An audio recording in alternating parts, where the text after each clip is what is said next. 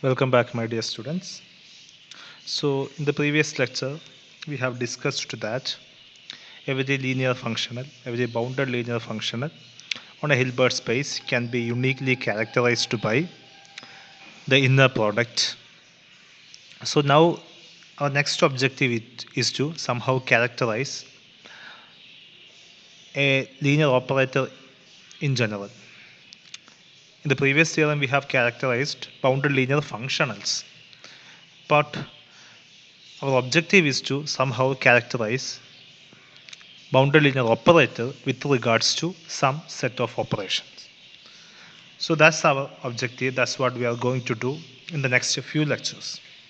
So in the previous lecture, we have, during the uniqueness of Z, establishing the uniqueness of Z, we have used a certain result, and we are now formally restating that lemma and proving it. So statement: the result is, if inner product V1W is equal to inner product V2W for all W in an inner product space X, then V1 should be equal to V2. In particular, if inner product V1W is equal to 0 for all W in X, implies V1 is equal to 0. So, with regards to the second component, if the inner product of V1W and V2W, where W is any arbitrary element, is equal for any arbitrary element W in X, then V1 should be equal to V2. So we have to prove this. So proof is quite simple. Assume that inner product V1W is equal to inner product V2W. So this implies inner product V1W minus inner product V2W is equal to 0. So this implies inner product V1 minus V2 W is equal to 0 for all W in the inner product space X. So in particular, choose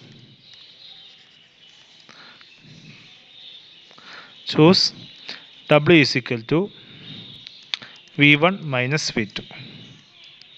So which means that inner product V1 minus V2 comma V1 minus V2 is equal to 0. This left hand side is norm of V1 minus V2 the whole square is equal to 0. This implies norm of V1 minus V2 is equal to 0.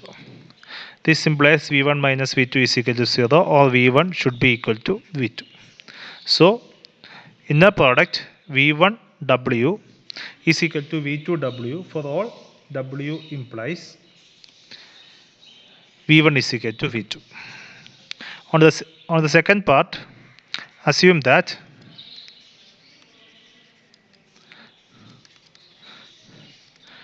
inner product V1W is equal to 0 for all W. We have to prove that V1 is equal to 0. So choose W is equal to V1. So which implies inner product V1 is equal to 0. This implies norm V1 square is equal to 0. This implies norm V1 is equal to 0. This implies V1 is equal to 0.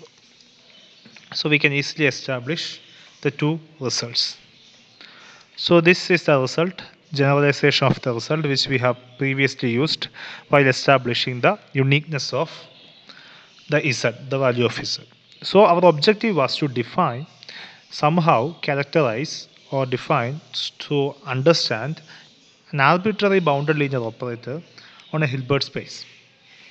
So for that we need a certain class of operator. Using those classes of operator, we are actually trying to characterize the bounded linear operator in general. So a class of operator which is actually being used to characterize this is called sesquilinear form. So before getting into our objective, we must understand what sesquilinear form is.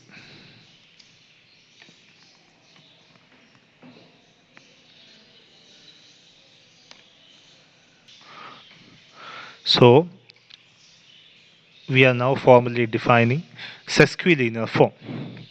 So let x and y be vector spaces over the same field. Usually our field is either set of all real numbers or the set of space of all complex numbers. So x and y are two vector spaces over the same field. A sesquilinear form or a sesquilinear functional h on x cross y is a mapping from x cross y to k which satisfies the following four conditions. The first condition is h of x1 plus x2 comma y should be equal to h of x1y plus h of x2y. Second condition, h of x comma y1 plus y2 is h of x y1 plus h of x y2. Third condition is h of alpha x comma y should be equal to alpha times h of xy, and the fourth condition h of x comma beta y should be equal to beta conjugate h of xy. So observe that a sesquilinear form or a sesquilinear functional is an operator which is defined on x cross y onto a scalar field which satisfies the four properties. Observe that from these two properties, if you take the component, the first component, h is linear with respect to the first component. We can easily obtain that from the property A and C. And with regards to the second component, it is not linear, it is actually conjugate linear. So, a sesquilinear functional is an operator which is defined from x cross y to the scalar field k, which is linear with respect to the first component and conjugate linear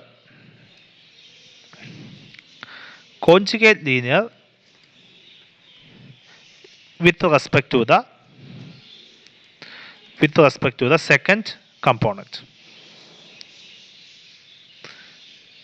This is obtained from properties B and D. This is obtained from properties A and C.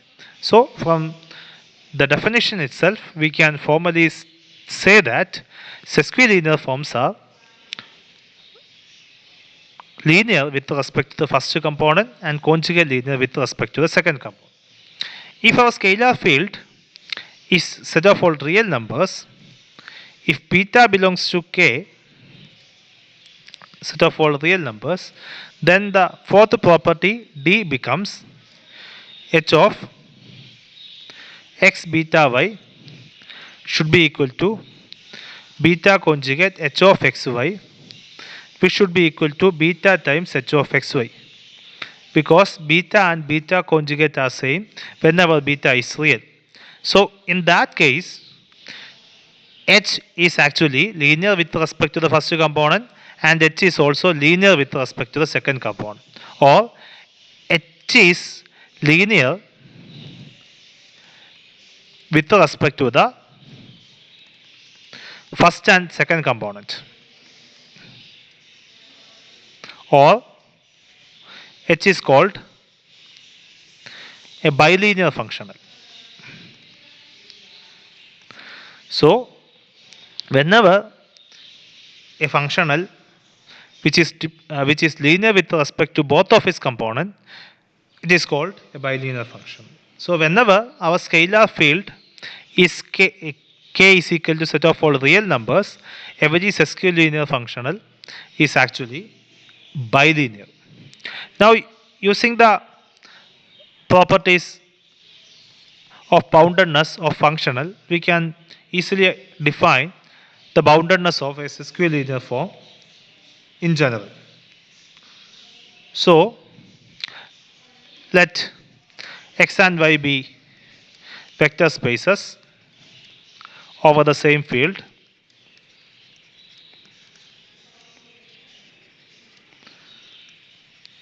and if there exists a C, real number C, such that modulus of h of xy is less than or equal to C times norm x times norm y, for all x element of capital X and y element of capital Y, then we say that H is bounded.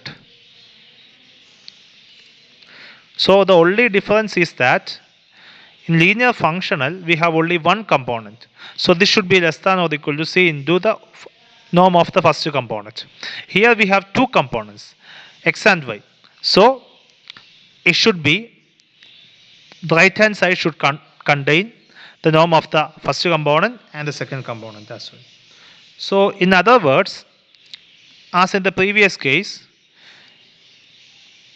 using this information, so H is bounded, the existence C is satisfying this condition. The least among the set of all C is called the norm of the sesquilinear form H. So norm of H can be defined as norm H is equal to supremum x element of x minus h0 or x not equal to 0, y element of y minus h0, y not equal to 0, modulus of h of xy divided by norm x times norm y, which is actually similar to a linear functional. The only difference is that here we have two components, and this can be written as supremum norm x is equal to 1, norm y is equal to 1, modulus of h of xy. So this h is called the norm of the sesquilinear form. Since this is actually the supremum, we can formally state that instead of C, we can replace norm H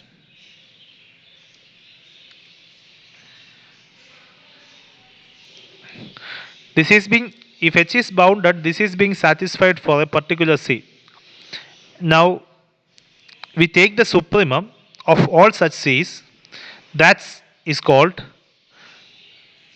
the value norm of H. So using this we can define the boundedness. A sesquilinear form is bounded if modulus of h of xy is actually less than or equal to norm h times norm x times norm y. Because among all C, norm h is the supremum of all such C's. So this inequality should be less than or equal to norm h times norm x times norm y. So a sesquilinear form is bounded if this condition holds. So actually a sesquilinear form is a linear functional form with respect to two components.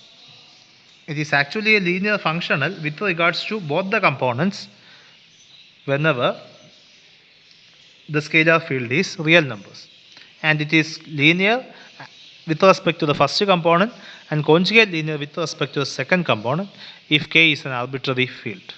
So this is regarding sesquilinear forms. This form is essential in describing a bounded linear functional on a Hilbert space in general, which we will state in the next lecture. Thank you.